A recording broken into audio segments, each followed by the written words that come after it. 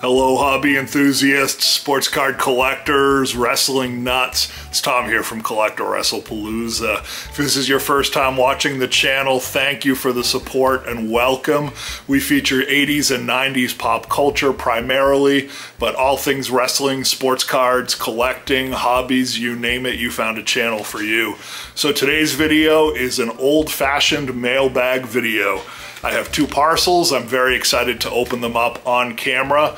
And the great thing about this is I have no idea what they contain. Let's find out together. CollectAWrestlePalooza. CollectAWrestlePalooza. We're going to start here with the USPS media mail package, which generally means it's VHS. It is about VHS sized, so I'm guessing that's what's in here.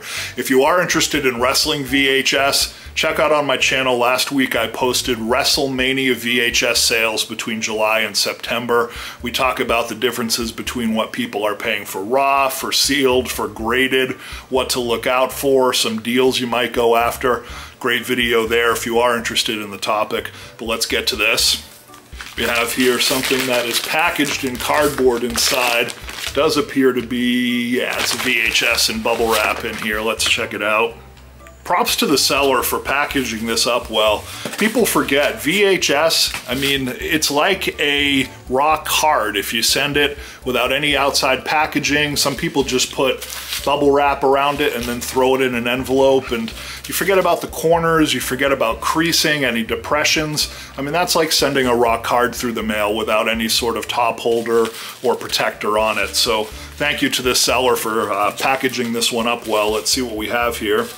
I can see already it does say preview video cassette, which means that it is not a retail copy, but something that they would have sent to probably the rental stores or the retail establishments to show on a screen or to look at to see if they wanted to buy the production copy to sell in their establishment. Let's see what it is here. Aha, I know what this is. I was just thinking about this movie the other day, and now I have a sealed VHS screener. This is Scanners 2. Scanners 1 was a David Cronenberg classic where the fellow's head explodes on camera due to some disease or some psychic vibration.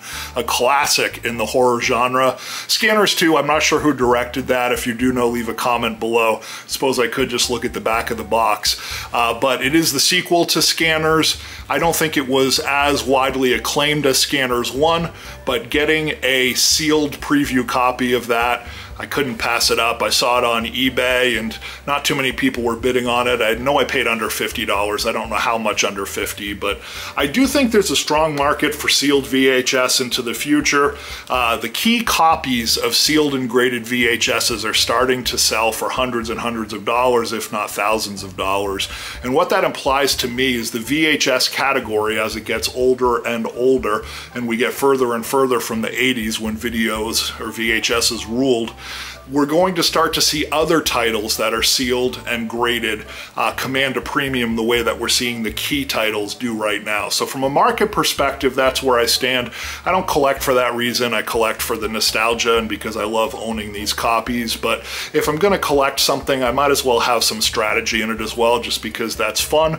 That's part of the hobby that keeps it refreshing and real and interesting to me moving forward. So this one does say Fox Video Preferred Retailer Lending Library Program Return to Fox Video. It's Commerce, California, and it is the preview video cassette. So I don't know if that means it was resealed, although when I look at the back, it does have a blue tab here that has not been broken. So I don't know exactly how this would have worked. It is the full-length feature film, like I said, Scanners 2. There really isn't much about the movie on it. It does have just the logo of the movie on both sides, but it is dated 1991, so at least 25 years old, which is exciting to me. Actually, is it? Yeah, 25, almost 35 years old. So Scanners 2, sealed VHS, horror VHS is always a smart purchase. People love horror, they're fanatical about it. Really excited to own this. Oh, and before I move on to the next parcel, check this out. I'm not sure if the camera's gonna pick it up. you can kind of see here, those are the watermarks. So the best thing to find in a seal for sealed VHS is the watermark if you can. And what that would be is that would be the stamp of authenticity from whoever shrink wrapped it, whether it was the distributor or the movie house itself. You can see this one says CBS Fox. So what you're looking for is the origin, you know, the first people to release this cassette to put their watermark on it. That means that it has not been resealed. If you think about it, remember back in the old rental houses, people would sell previously viewed movies. They would repackage them for resale, so you might get gently used copies that the VHS house just opened up, watched a few times, decided they didn't want to carry it, whatever, they'd put their own seal back on it to put it on the store shelf. And resealing, I think, is prevalent, or more prevalent than we realize. I think some of those resealed copies get bounced back and forth before anyone ever really knows that it is a reseal. So if you can find a watermark, that's great. If it doesn't have a watermark, that doesn't necessarily mean that it's a reseal. I know somewhere in the VHS lineage, people would just sell original VHSs that didn't have watermarks. If you do have any commentary or knowledge on watermarks, please leave a comment, let the viewers know how that works. But where this one had the watermark, that makes me even more excited to own it because I know that it is original. Moving on to box number 2, again, I have no idea what's inside of this. It does say it's just parcel select ground. It's not media mail, so I'm imagining it's not VHS, but I don't recall buying any card lots recently. So there's a large number of items in here, or one big item. Let's see what it is. Okay, so here it is. We're gonna take it out slowly. You can see it is the WWE Panini Prizm 2022 debut edition hobby box. This is the one you want to buy. The only thing that would be a premium to this in that series would be the FOTL, or first off the line. I do regret, I did see some first off the line hobby boxes around $400 when these things were at their lowest price. I wish I had snatched one up, but this one I got for just over $200 for the standard hobby box, and this is a long-term hold for me. I don't plan to open this up. If you think about it, it's 12 cards, 12 packs, that's 144 cards. For about $200, you're still $1.50 to $200, excuse me, $1.50 to $2 a card. Even if you take the autos in there and subtract those out, I don't think I would get my money back by opening this up. I think that keeping it as a sealed box is the way to go.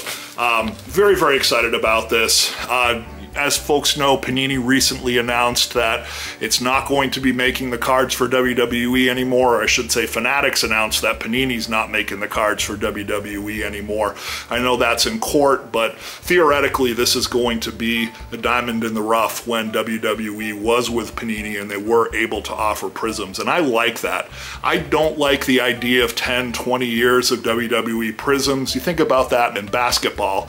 I collect LeBron James and I have Panini Prizms from 10 different years, right? So which one is more special?